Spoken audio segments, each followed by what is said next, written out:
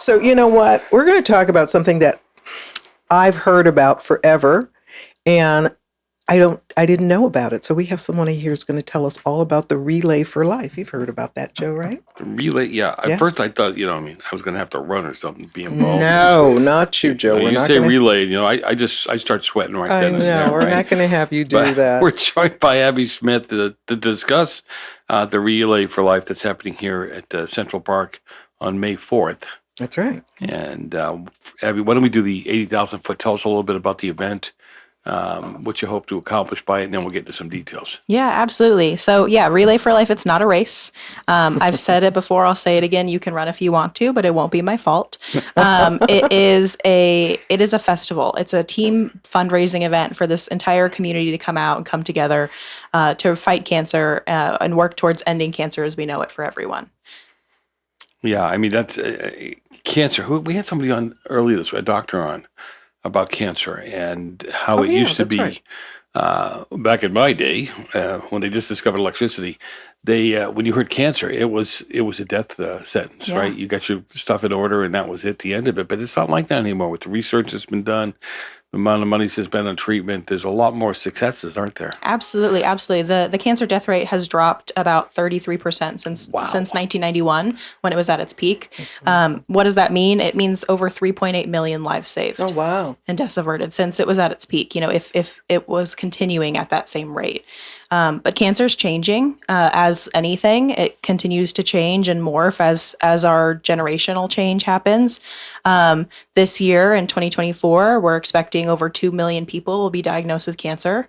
And it's never been that high before. We've never crossed over the 2 million mark. And it's changing in that, colorectal cancer now, in people under 50 is the number one cause of cancer death in men and number 2 in women. So really focusing on getting those colonoscopies earlier.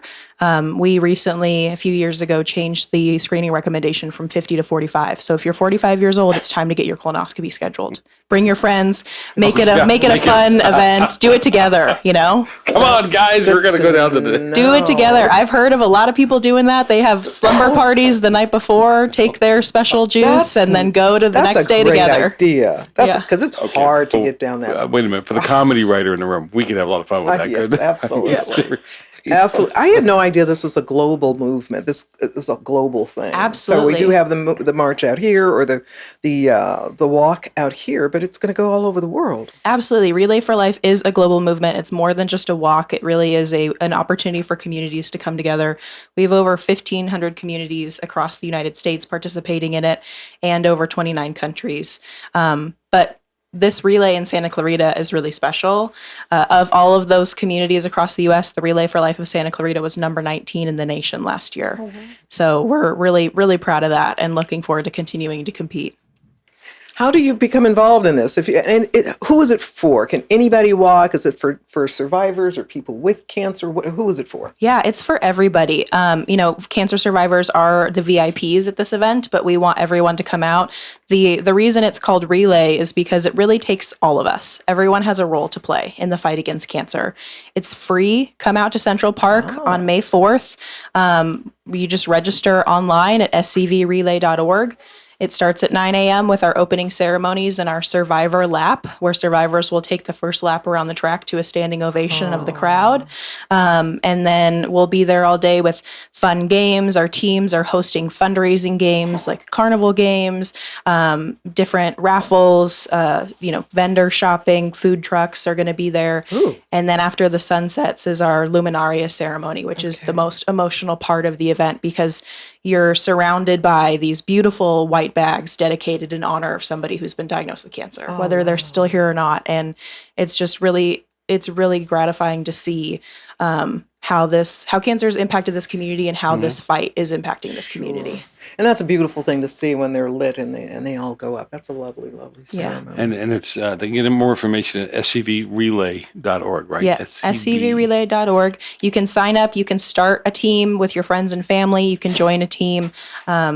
Again, survivors are always welcome. We want to celebrate them throughout the day and caregivers. So it's free to come out. It's for all ages. There's activities for the kids and the adults and live music all day long. That sounds wonderful. Great event. My daughter is a breast cancer survivor. Wow. So that was, well, she's, I know I'm not laughing at her surviving, but she's a very black and white kind of person. And she came to my office one day. She goes, "Got a minute?" I said, "Yeah, of course I have a minute." She looked at me. She goes, "I have breast cancer." Like it was, and I'd like ketchup with my fries. Yeah, just for general conversation. But she had done a lot of work, and as I said earlier, 50s, 60s, got cancer, and it was just devastating. And she knew the survival rates. She knew the things that she had to do. She got it early enough, and thank God she's doing really well right now. But it's one of those things where you walk out and you go, it doesn't run in the family. Yeah. I don't know anything about it, so we're really fortunate to live in a time where breast cancer research has been such a focal point. 1 in 3 people are diagnosed with cancer in their lifetime. A lot of people don't realize that. 1 in 8 women are diagnosed with breast cancer. So it is very common and something that we pay special attention to. Well, Abby, it's been a pleasure having you here with us. That music means we're going to break. It's happening, Relay for Life happening at Central Park on May 4th.